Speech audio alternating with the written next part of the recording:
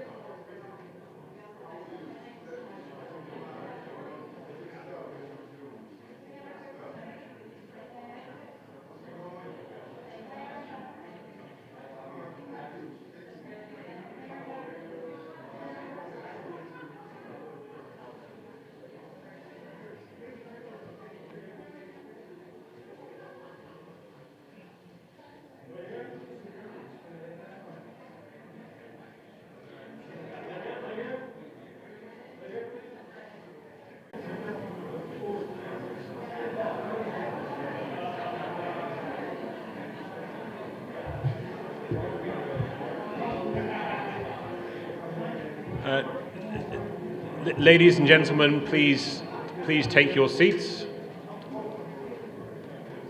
My name is Henry Timms. It's my honor to serve as the President and CEO of Lincoln Center and to welcome you here on this historic occasion. And I'm pleased to welcome to the stage our remarkable leader, the Chair of Lincoln Center, Catherine Farley.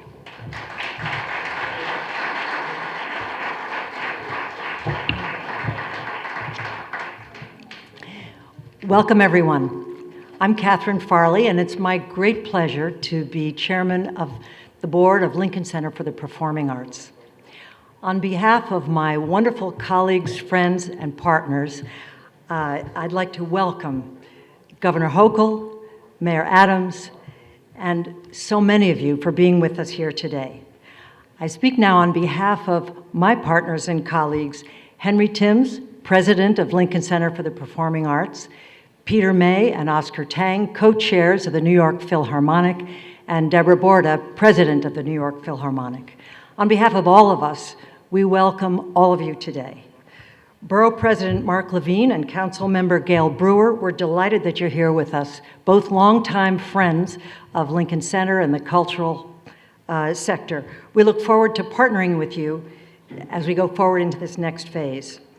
Our neighbors at Lincoln Square BID, Community Board 7, and the tenant leaders from the Amsterdam houses. We're so grateful to be working together with you in our community. And we're so pleased that Clara Wu is here with us today representing the Lincoln Center Board. Before we begin, I want to acknowledge the humanitarian crisis in the Ukraine. We want to express our support for Ukraine and all the people fighting for self-determination and independence everywhere. We're so grateful you can join us for this historic announcement today. Today, it is our enormous pleasure to announce that the new David Geffen Hall will open in October, nearly 2 years ahead of our original schedule. We also are happy to announce that the full project costs of $550 million have been raised thanks to the remarkable generosity of both the boards of the New York Philharmonic and Lincoln Center, the city and state, and of course so many other arts supporters and New Yorkers. The new David Geffen Hall will do two things. It will create a state-of-the-art theater for the wonderful New York Philharmonic, worthy of their talents. It will revolutionize the acoustics and the concert-going experience, and it will provide flexibility for artists and audiences in the future. Equally important, it will create wonderful and welcoming new public spaces where we'll offer performances and cultural events, most of it free. This project has always been about New York City. We planned originally to build the project in phases over 4 years. But when the pandemic struck, we realized we needed to build straight through to generate jobs and to drive the economic recovery of New York. It was a bold decision, and it ultimately will result in $600 million of economic development and over 6,000 jobs. 42% of the businesses working on the construction are owned by women and minorities, and 52% of the people working on the project are from underrepresented communities. Today, we are on budget, fully funded, and on schedule to deliver the project 2 years early because of the generosity and the hard work of so very many people. Too many for me to name right here and now. But know that we are grateful to each and every one of them. The new David Geffen Hall will be a symbol that New York is back, better than ever, and ready to welcome everyone. I now have the pleasure of introducing a deeply inspirational figure who has been so supportive of the state's cultural landscape and is both as an economic engine and as a source of joy for all of us. Let me now introduce Governor Hochul.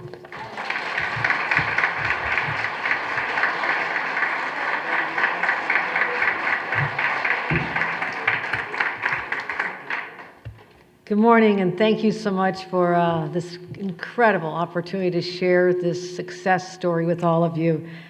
First, I do want to acknowledge Catherine and thank you for reminding us of the trauma that is going on across the world as Putin and his forces continue to invade Ukraine. I literally left a prayer service, an interfaith prayer service in the last half hour and listened to the ambassador of the United Nations and the Council General, and so many people came together in support and to show solidarity with freedom-loving people all over this world and how under assault they are, and they need New York State behind them. So let's continue to keep them in our thoughts and prayers, but more than that, I've already sent a strong message as I spoke to the ambassador to Poland this morning that we want to welcome the refugees with open arms beginning as soon as possible. There are plenty of places and people just waiting for the opportunity to show real New York love to these people who've been under siege, so we hope that happens real soon.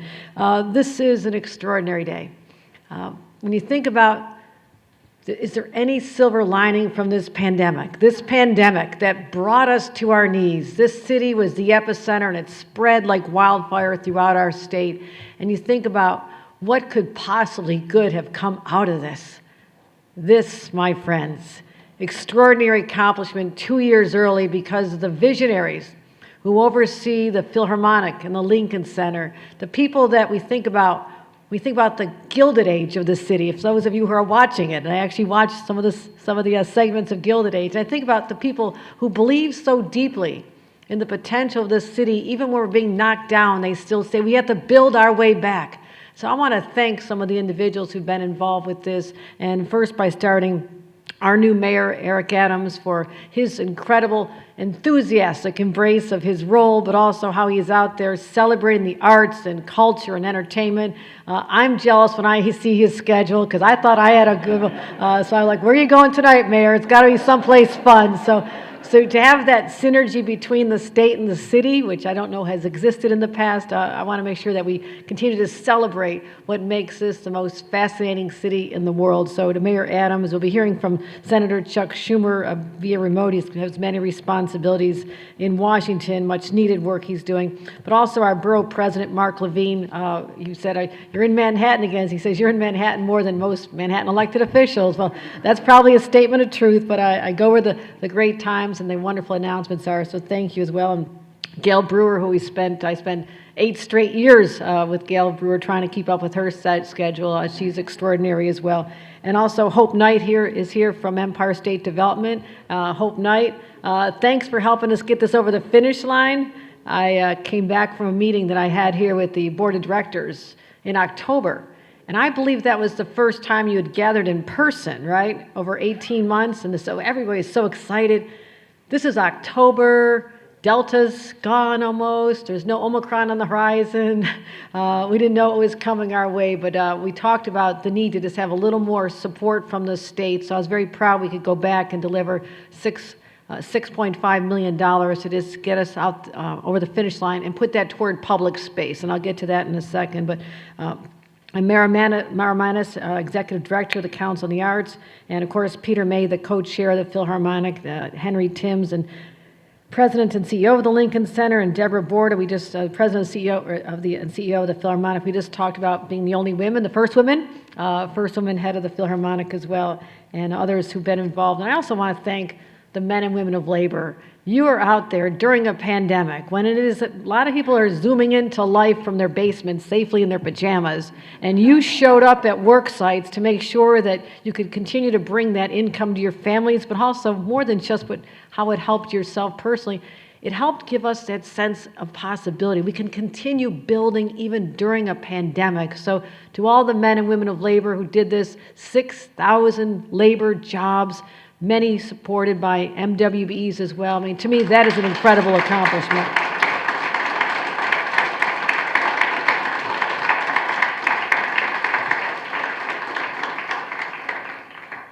And I also want to talk about what this institution did during the pandemic. At a time when you could not perform for 18 months, you said, what else can we do to support this community? And you literally opened up not the doors, but the land, to concerts outside, 10 venues, and invited people from underserved communities, young people who'd never been exposed to the arts like this.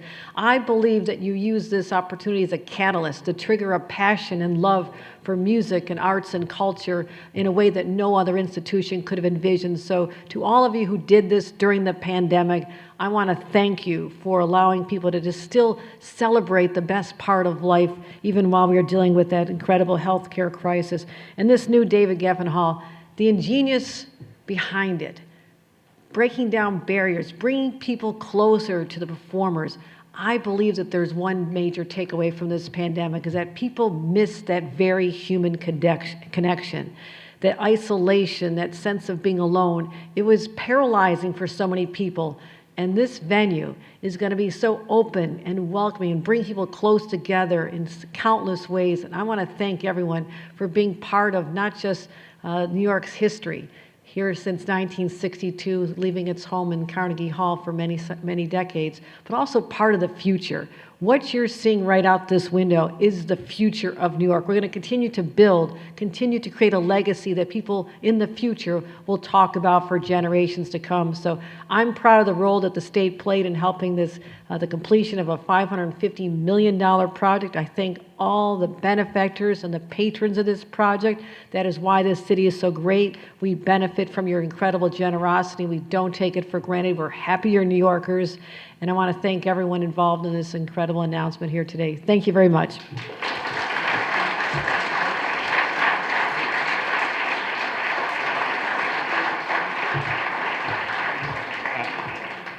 Thank you so much, Governor, for those inspiring words. Someone who couldn't be with us today, Senator Schumer, who of course is such a great supporter of New York and of course the arts, has done so much for the arts, wanted to share a special video message with all of us today. This is Senator Schumer. Hi everyone, it's Senator Chuck Schumer, and I really want to congratulate everyone on today's announcement of the David Geffen Hall reconstruction project. And special thanks, of course, goes to dear Catherine Farley for her wonderful leadership, strong and always smiling. The arts are central to New York's economy, to our identity, to our soul. It is what New York is about, the arts. That's why I have fought throughout this pandemic to deliver relief that the arts, economy, and cultural institutions like Lincoln Center have so desperately needed. My efforts led to the creation of Shutter Venue Operators Grant, SVOG, and it provided Lincoln Center, I'm happy to say, $10 million in federal relief. The program has not just been a lifeline to Lincoln Center. It's delivered over $2 billion to more than 1,400 New York cultural institutions, not only the big ones, but the small ones as well, where so many young artists and entertainers get their start. To further fuel New York's recovery, I'm proud to have worked closely with Governor Hochul to secure an additional investment to make the David Geffen Hall reconstruction project move forward. It's going to mean thousands of new jobs, so many new opportunities for minority and women-owned businesses. It'll supercharge the city's comeback. It'll revitalize tourism and help our arts industry grow and thrive. So thank you all so much. Congratulations. Sorry I can't be with you in person. Hi. Thank you, Senator Schumer. Now it's my pleasure to introduce somebody who truly leads by example, the co-chair of the New York Philharmonic, Peter May.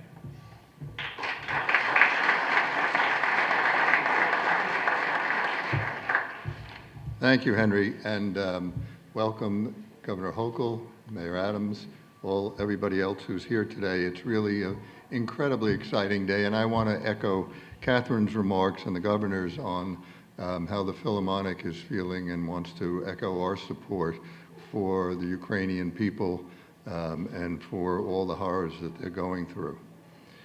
The fact that we're all here today to be here in person is a testimony to the resilience of New York. As co-chair of the New York Philharmonic, on behalf of my other co-chair, Oscar Tang, who is sitting right there, and our entire board, I am extremely grateful that at long last, the Philharmonic will have a spectacular new home that befits its prominence. It's been a long journey to get to this point. Our original plans, as you've heard, were to open the hall in 2024. But we were fortunate to take advantage of the tragedy of the pandemic that prevented the orchestra from playing in the hall to significantly accelerate the project by 2 years. And that's thanks to the wonderful team of architects, builders, and particularly to our donors who are funding this project with great generosity. And I have to say that working on this project has been one of the most meaningful things in my career. I'm confident that thanks to Deborah Border and Henry Timms and their leadership, the whole extended team of experts, including Diamond Schmitt and Billie, Tsien, and Todd Williams, we've created a truly remarkable and a beautiful hall. You can see the interior of it right there. It's going to take its place as one of the great concert halls in the world, and it's going to make our hometown orchestra proud to welcome all New Yorkers and to experience music in its most glorious form. Now I want to take a second to give one little anecdote. So one of the big issues about the hall has been, the old hall, is that the acoustics were never considered good. And one of the major things that we did was to work with Paul Scarborough, who's here today, to make sure that the acoustics in the new hall would be perfect. And yesterday, or earlier this week, Chris Martin, who's our principal trumpet player, had the opportunity to go into the hall and play a piece that was written by John Williams specifically for the opening of our hall, and play it in the hall, even with the scaffolding up and everything that's still there. And he walked away saying, "I see the difference already, this is spectacular." So we know that our objectives have been met. So now I have the great honor of welcoming and introducing our new mayor. He's been a supporter of the cultural environment in our city as a priority, not just as mayor, but for his entire career. Mr. Mayor, we are tremendously excited for your leadership as you guide one of the great cultural capitals of the world, socially, economically, and emotionally, and prove that New York City is back. Welcome, Mayor Eric Adams.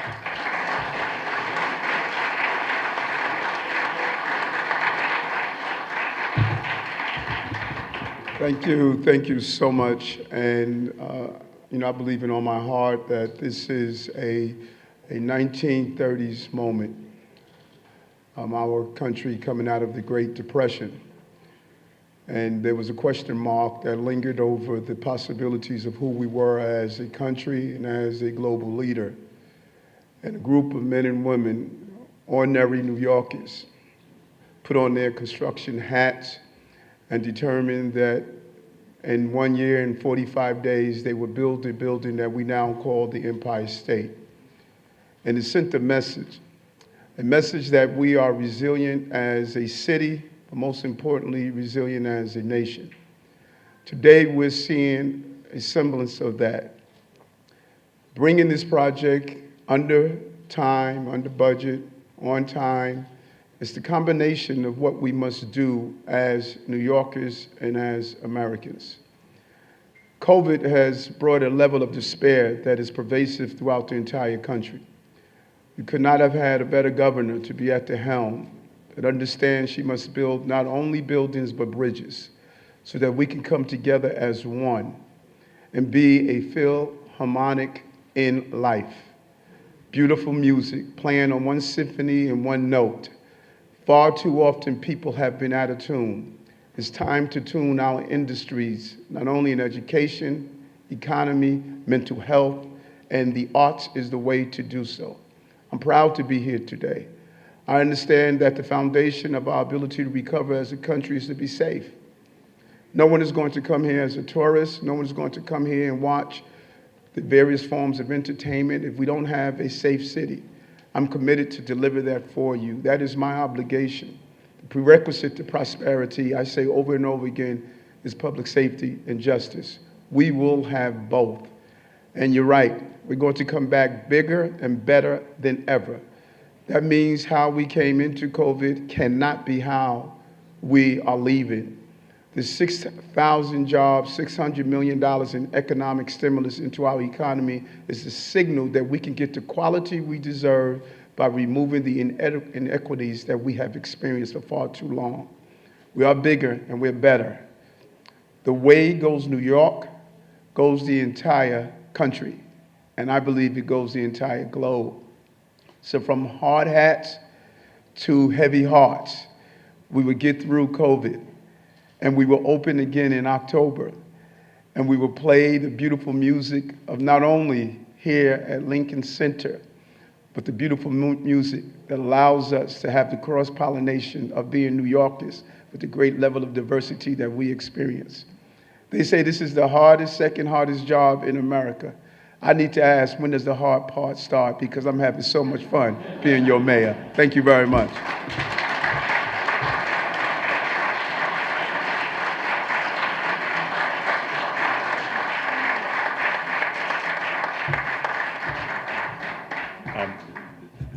Thank you, Mr. Mayor, for those terrific remarks. One of the things we're proudest of this project has been the extraordinary construction team we have, led, of course, by Turner. And one of the parts of that program was a workforce development program that brought opportunities to New Yorkers to begin careers and extend careers here at Lincoln Center as part of 5 weeks of paid instruction paired with mentors and apprenticeships. I'm so pleased that to speak on behalf of the group of wonderful professionals who are part of our workforce development program, we welcome today to the stage Milton Angeles.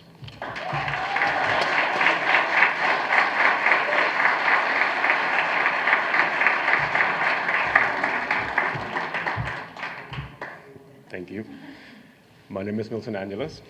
I'm a civil engineer for Turner Construction, and I graduated from the Workforce Development Program in partnership with Lincoln Center. I moved to the U.S. from the Dominican Republic during the pandemic to be near my family. I have an MBA from DR and a degree in construction. But since I moved, there wasn't much construction jobs in the city during the pandemic. And not everyone accepted my credentials from DR. So I spent a while unemployed, wondering if I came back to the U.S. in the wrong time.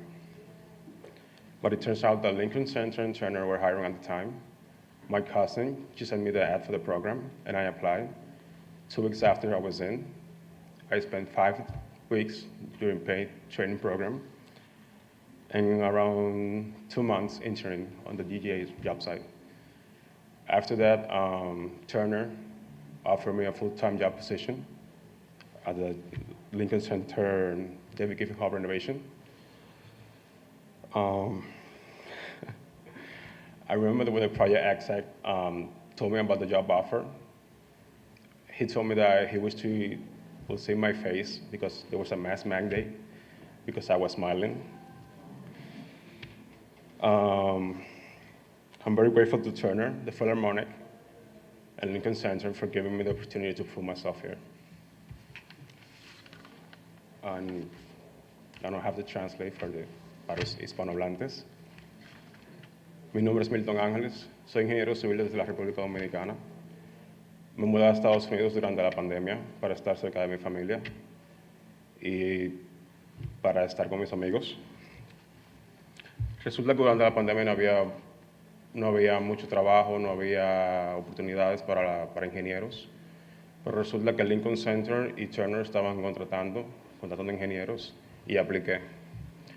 Durante las próximas 2 semanas entré al programa, duré 5 semanas de entrenamiento pago, el cual obtuve certificaciones para estar apto para el mercado laboral en Nueva York. Resulta que a los 2 meses de entrar al programa, Turner y Lincoln Center me ofrecieron una posición fija para trabajar en la renovación del David Geffen Hall.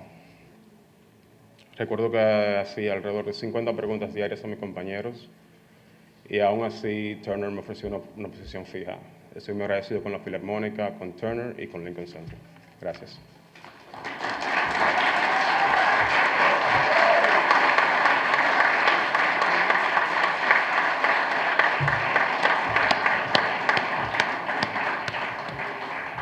Thank you, Milton, and thank you to all of our wonderful construction team. I've been keeping count, and our hoist, which is moving right now, has gone up and down 15 times in the last hour, so you can see that nothing stops this project. I want to now introduce our final speaker, who is now on her fourth hall project. This is the fourth hall project of her career. My great friend, our partner in this project, the extraordinary president and CEO of New York Philharmonic, Deborah Border.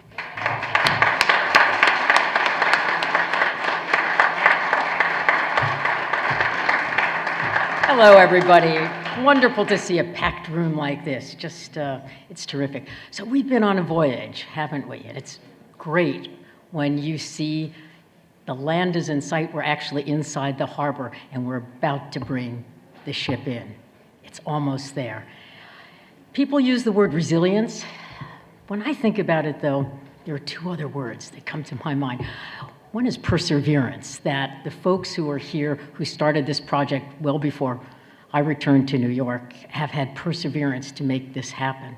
But there's another word that we shouldn't forget, because this is about the arts, and that is creativity. All the creativity that has gone into the design and the recapture of what is not a renovation. This is not a renovation of the hall. This is a reimagination. This is a new David Geffen Hall. And for me, there are two major implications. One is, as everybody said, it just reinforces the belief in New York City and all that this means to all of us in our hearts, in our minds, in our lives. But it makes another very important point for me, and that is the value of the arts as a basic and fundamental human rights, like clean air, clean water, education. The arts are just as important, and I think you will see how in the coming years we open this hall. This will be a home for New Yorkers. People will be invited in. And that's so much of our goals. Now, whenever you put together a big project like this, you know the old saying, it takes a village. This was a very complicated project, so many different aspects. Turner, I have worked, this is my fourth hall, Turner Construction, thank you so much. You have been so terrific to work with, so responsive, and on time and on budget. What else can we say? We have other great people who've been behind the scenes. Josh Dax of Fisher Dax, who's helped us with all the technical parts of the theater, including how seats get in and things of that nature. But there are also some very important people who you're going to get to hear from now. And they're behind the scenes, but they are the artists who create the hall. And first of all, that's Diamond Schmitt Associates. They're here today with us. Gary McCluskey has been such a great partner. And our acoustician, Paul Scarborough. We say the acoustics are going to be great. The main reason is Paul Scarborough is the king. When he says to do something, we do it. And I think what you will see is not only superb sound, unlike any other hall in the world, a beautiful interactive hall where the audience and the orchestra and whatever the show is come together, but also a hall that has been designed for the 21st century to give us the kind of flexibility to be an orchestra of the 21st century. The New York Philharmonic's 180 years old, but we're not thinking about the past. It's the future, and this hall gives us that possibility. And you're going to get to hear from all of these people in a minute, and one last group who we could not have done this without, and that's Billie, Tsien, and Todd Williams, who are here today. We gave them the task of vivifying the lobbies, make them alive, make them hot, make them on fire, make people want to come into this hall. And wow, did they do it. So right now, we've been talking a lot. This is the moment. We are going to show you a little video that takes you inside the new David Geffen Hall. The new David Geffen Hall is for everyone.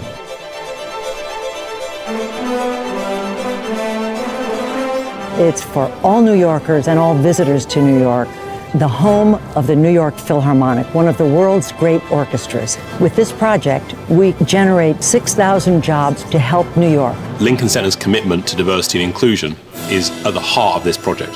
So 40% of the contracts for David Geffen Hall are with minority and women business enterprises. We did this for New York. This is about having a home for music, a place that people are invited into, a place that is the concert hall of the greatest orchestra in the world, the New York Philharmonic. Our original plan was it was going to take a period of almost 4 years from the beginning to the end. We were very fortunate that even in spite of all the difficulties during COVID, we were able to move forward and accelerate the projects. We will be back in the hall 2 years earlier than the original plan. And most important, we're on budget. So the big challenge that the Philharmonic Hall was that it was fundamentally too big. We started out actually by making it slightly smaller. As originally opened, it was 2,750 seats. We're reducing that to 2,200 seats. The room itself is a musical instrument. All of those individual sounds, the violin, the cello, the bass, all of those instruments, really, they only come together when they're in this space together. The stage can be reconfigured almost in innumerable different ways to be a smaller stage for ensemble, larger stage to include choir, a stage at different levels that can handle an opera or a theatrical performance, really worked right into the composition. Diamond Schmitt has designed a series of chandeliers, the fireflies. A minute before the concert begins, the fireflies start to dance and they'll move and people will know, oh my goodness, the concert's about to begin. And then suddenly they'll retract. And when they reach the ceiling, we'll send the maestro out on stage and the concert will start. The Welcome Center will be open and accessible from Broadway. There will be places to sit, place to have coffee, outdoor seating when the weather is good. It's meant to be more than a sort of standard ticketing booth or information booth, even if you're not buying tickets. Well, the lobby is a little extension and can be an extension of the Welcome Center. The idea behind that is the feeling of a generous living room. At the same time, it's a place where a performance can occur. But one of the great aspects of the lobby is our video wall. It is over 50 feet long. Let's say you are passing through and you would like to find out, what a concert is like at David Geffen. You'll be able to watch it on this very big screen. But there'll also be places to sit, long tables where you can come in and really good Wi-Fi. There's going to be a very big glass garage door which will actually lift up and open up. So it will be almost like a front porch to Josie Robertson Plaza. So the whole idea, I think, there is about a sense of hospitality. Well, the Grand Promenade, I think, probably has the most dynamic change. What it does, it puts audience on stage at every moment. Something very beautiful happens in Rome at the Pantheon. At a festival, they throw in these rose petals. It's very dramatic and very beautiful. So this idea of petals falling from the sky has really informed a lot of our design. And there will be on all floors, looking down to the Grand Promenade, this mural, which is not repeating, it's different on every single panel. The Sidewalk Studio is really on the corner of 65th and Broadway, and it's astonishingly close to the corner. And as you walk by, you'll be able to look in. And when you pull back the curtains and you saw how close you are to Broadway, you thought, wow, this is a platform for everybody. One of the things that we wanted to do when we were designing this space is to make it feel dramatic. I think this will really be a place that they'll want to stay. Every corner will be alive with energy. Yeah, we've banished beige. This hasn't just been a partnership between Lincoln Center and the Philharmonic. It's been a partnership amongst architects. We're so grateful to all of the donors and all of the board members who have been so generous in raising the money for this project. We finally gave the New York Philharmonic the home they deserved. During a time of such challenges, the skills needed from a construction perspective, the courage needed from a philanthropic perspective, the commitment from a leadership perspective. It's hard to think of this anywhere else would have happened, which is to bring this whole project forward by 2 years and to complete it on time and to have built through the pandemic. That's a story about the resilience of New York City. And I think as we open this for New Yorkers, we should never lose sight of the fact that this was built by New Yorkers.